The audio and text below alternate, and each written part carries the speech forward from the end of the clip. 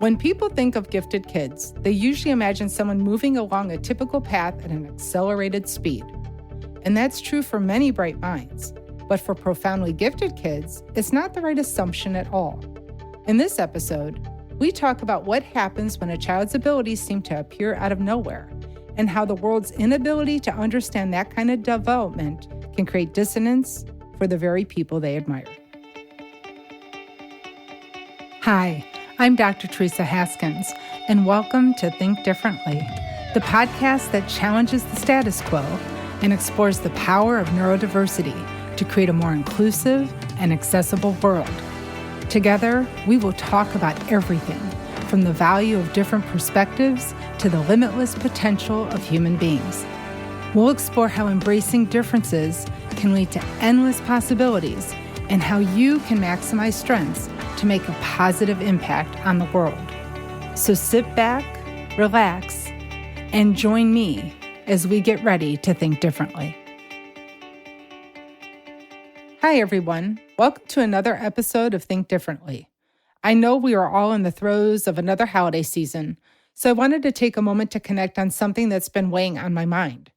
Often I'm talking about neurodiversity and possibility in a general terms, but lately you may have noticed I have been leaning a bit more into the gifted and twice exceptional space. And it isn't because I haven't talked about this area before, but more recently I'm finding myself faced with a glaring dissonance in this space. So today I want to talk about the kind of person the world doesn't quite know how to understand, not from the praise and awe perspective, but to really help digest the reality of this way of being. One issue I often see is that people think gifted means expedited. They translate it as a faster version of learning than what others experience. This notion of faster to learn really isn't true. It's the narrative the majority comes up with because it's what they can best formulate and understand based on their own experiences. I mean, how does someone go straight from crawling to running? It defies the logic of how the other billion people progress and develop in life. It's like bees flying defies physics. Yet we accept it as true, even though we can't explain it. And that's the convo today, to help others try to make sense of the unexplainable, and more so, to stop trying to contain or dismiss the things we don't understand.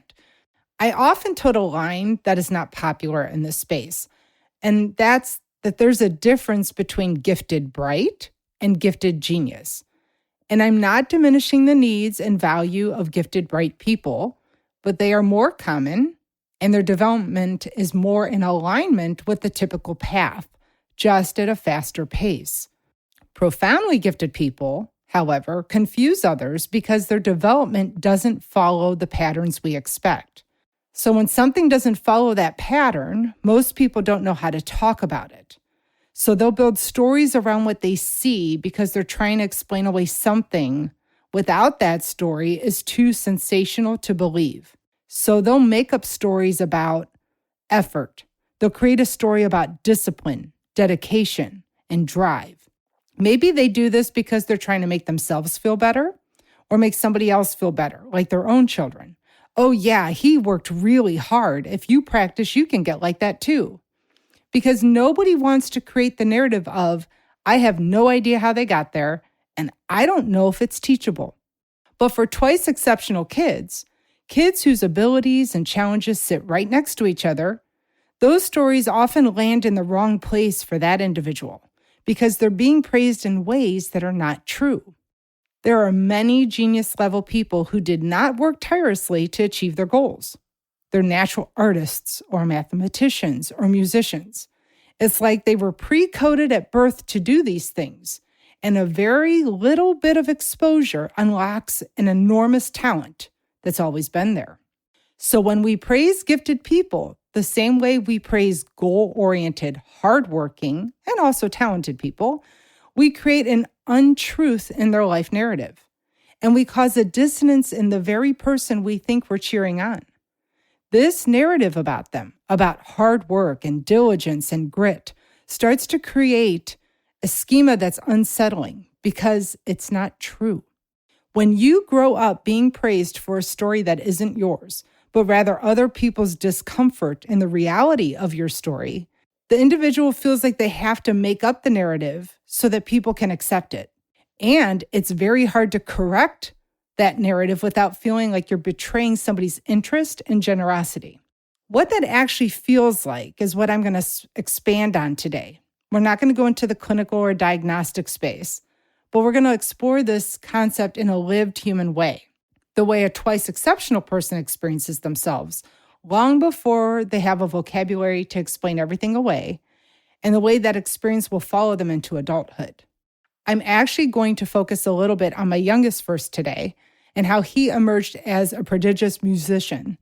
He didn't learn to play the piano the way people imagine a young musician would. There were no early childhood piano lessons or hours of practicing scales. He didn't sit with a method book. He didn't have teachers. He didn't start with hot cross buns or Mary Had a Little Lamb to build coordination and basic skills. It seemed that one day, in his early teens, he just woke up and could play the piano at an advanced level. But did he just wake up and magically play? Well, not exactly. What he did do was play music games and video games. His play wasn't mindless. It was rhythm and pattern-based with timing, pitch, and structure built into the mechanics. Fun stuff he always had on his tablet or computer. I can only assume he learned to hear music by interacting with it, by recognizing patterns instantly, by absorbing structure without anyone explicitly teaching him. So by the time he sat at a real piano, something had already formed inside him.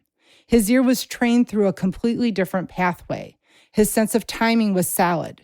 His understanding of rhythm and patterns, his emotional understanding of how music moves and breathes was already there. This is what I'm calling the essence of unlocking latent talent. I don't believe gameplay would unlock every person like this, but this was the door that opened my son's talent. And so at his first formal piano lesson at the age of 15, he started with an advanced sonata and Bach invention. Now, he didn't know the traditional foundations that the other children were taught, but he knew the internal architecture of music. When he sat down to play, he wasn't fumbling and it wasn't experimenting. He played theme songs and classical pieces from ear and watching people online, accurately, fluently, with phrasing. And this felt as natural to him as breathing. He didn't learn to decode things the way other people decode. He didn't spend hours figuring out note for note the most basic songs. He can recognize the sound, he can hear the pitch and match it because it's already inside him. This wasn't practice paying off. This was priming. His exposure, his interaction with music, and the constructs behind it prepared him without knowing he was being prepared. And when you understand that, you can begin to understand what gifted development can actually look like. For many kids on the gifted spectrum, they don't start at the beginning like everyone else. They don't even know they're starting because they're priming themselves based on an interest and a fluidity. And by the time they do decide to engage, it looks like they're beginning in the middle or beyond. And that creates a kind of disorientation that most people never see. The same thing happened with my oldest son, just in a completely different domain. Math was never a sequence of steps for him. It wasn't something he memorized except for his multiplication tables at a young age. And he didn't study the way other kids are taught day after day, step after step, topic after topic in traditional school. He didn't learn in a linear progression the way you would expect somebody to learn mathematical concepts. He sees math the way many people see color. He sees it as a structure. He sees it as patterns. He sees it as something whole rather than something that must be deconstructed and built. Notice that I'm saying something similar, that gifted people see structure and patterns. Back to him, he read mathematics where his interest took him. He explored it because he was fascinated by the numbers and the letters, because he loves linguistics too, and his brain pulled the puzzles together without assistance from parents or teachers. He didn't climb from arithmetic to algebra to calculus. He didn't push through pre-calc on his way to bigger things. We knew he was ready for more advanced math, but we were all so floored when he tested into Calculus 1 at the college level at the age of 13 and had never taken trigonometry or any sort of prep courses. He didn't need the trail most kids walk to understand advanced concepts. His brain operated differently. He learned in his time, in his own way, And therefore, he decided to engage in formal learning. He started in a different place, which was an exception to the rule. And because of that, he, much like my younger son, doesn't think what he does is special. My oldest sometimes feels like he doesn't learn right because he didn't learn how other people learn. He knows other people struggle, they follow specific steps, and he doesn't necessarily feel pride in being different. He often feels disconnected from the story other people tell of him working hard at math because he never really worked hard at it. He said to me once that math is like walking.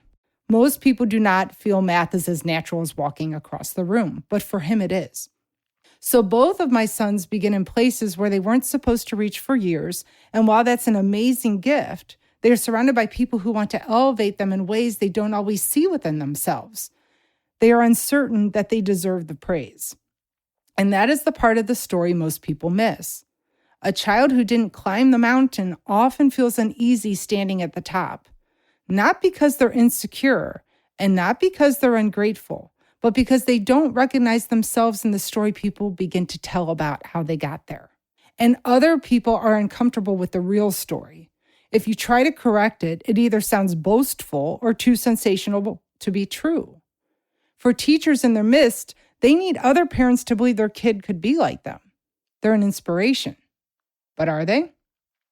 Can their success be taught or replicated? I don't know that for certain. Probably not without a ton of dedication or practice. Something, admittedly, they do very little of, if I'm going to be honest. The world applauds the climb because we're taught how hard people must work to reach the top. It's like climbing Everest. Except when they don't. And then people don't know what to do with that because it doesn't fit our logic of how success is earned. My sons don't remember the climb and can't tell people how they achieve what they have because they don't have a climbing story to tell. And that creates a quiet mismatch within themselves. I see the disconnect and the dissonance, and I want to celebrate them with everyone as much as I want to protect them. This is where my mountain metaphor will begin to make more sense. Most children climb the mountain, even the gifted ones. They start at the bottom, they take steps, they learn fundamentals, they build strength and resilience through the process of rising on the climb. Now, some will climb faster than others. They may have more muscle or natural talent, so they'll rise faster. They may get to the top quicker. But then there are some children who begin somewhere entirely different. And this is our gifted genius children. Their minds skip the early part of the trail entirely. They don't even see the first hill or the second. They just find themselves up much farther up the slope with no real explanation of how they got there. It's like they were teleported. By what? We may never know. The important thing to know here, though, is that's not ego. That's not entitlement. That's not prodigy culture. It's an appreciation of a different wiring. To accept that their minds literally placed them in a place they didn't choose. So these individuals are not usually proud of it because it didn't feel like effort. They aren't dismissive of others because they know others work hard. They don't think they're better than anybody. If anything, they're impressed by others people's ability to learn and work and achieve. They often don't understand and can't explain why their starting point is where it is, or what to do with all the fawning over their gifts. And think about it. They achieve without work what other people tirelessly aim for, and at levels some never attain. I joke that my sons began where my husband and I stopped in our own lives. Maybe it's genetic. And I say it because it lightens the conversation and helps people feel more comfortable around our story. And because they started in the middle or somehow got to the top, they miss everything that builds the confidence in the kid who didn't the whole climb. They miss the early scaffolding. They miss the sense of, I learned this, so now I know I can do the next thing too. They miss the association between effort and progress. They missed learning from failure. So when something does challenge them, and there are things that challenge them, they don't necessarily recover as easily. They fear the fall in ways others cannot fully fathom. Kids who climb the trail know how to get back up it. Kids who magically appeared up the mountain do not. This is the part adults mistake for a lack of resilience or grit or discipline. But it's none of those things. These are just people that have never been on the lower part of the mountain, so they don't know how to navigate it. And most adults, especially those outside, This gifted world are never going to see the internal experience of a twice exceptional child. They just see the output. They just see the brilliance. They see the intensity or the creativity or the emotional power of their work. They don't see the confusion. They don't see the embarrassment of being praised. They don't see the self-protective shrinking that happens when they're constantly being flattered but feel a mismatch on the inside. These are the kids that learn to quietly nod. These are the people that people will say are so humble about their talents. They'll learn to say thank you even when the praise doesn't feel genuine. They'll learn to accept admiration even though they don't always feel it. And in doing so, they learn to stay small because standing tall feels dishonest. That misunderstanding follows them into adulthood. Gifted adults who never had the climb often struggle to articulate their strengths, not because they lack confidence, but because they lack a sense of how they became who they are. Their minds build structures independently of instruction, so often they don't know how to break those structures apart for others. Oftentimes, they will undersell themselves because they don't know how to upsell themselves. They assume their abilities are common. They don't recognize their own value. And when they do face a challenge, they often feel lost because they never had early experiences that taught them how to struggle, fail, and most importantly, how to recover. This is why so many twice exceptional adults quietly carry a sense of feeling of being behind, even when they're light years ahead. It's not insecurity. It's a missing story. So how do we rewrite the narrative for these young people? How do we give twice exceptional kids and adults the language that finally fits them? We start by telling the truth. We stop praising them for discipline they haven't built yet. We stop assuming they feel proud of abilities that simply exist. We stop tying their identity to effort-based narratives that were never theirs to own. We stop mistaking their humility for weakness and their discomfort for a lack of confidence. And we stop assuming that brilliance and security go hand in hand. We acknowledge that teleporting onto the mountain is not the same as climbing onto it. It comes with gifts, but it also comes with challenges. It creates potential, and it can also create vulnerability. Most of all, it creates a different kind of developmental path, one that is nonlinear, uneven, and deeply misunderstood, but just as valuable and true as anybody else. When we understand that, we can finally support these children and adults in the ways they actually need, not the ways we assume they need, not the ways we would need, and not based on our own projections of how nice it would be if I were like you. We can help them develop confidence based on something real, giving them challenges that feel appropriately challenging at their level. We can make room for their brilliance and allow their uncertainty to coexist. We can let them be who they are without forcing them into a story or platform and support them when they're ready to step up. Because the goal isn't to make them climb backward to fill in gaps.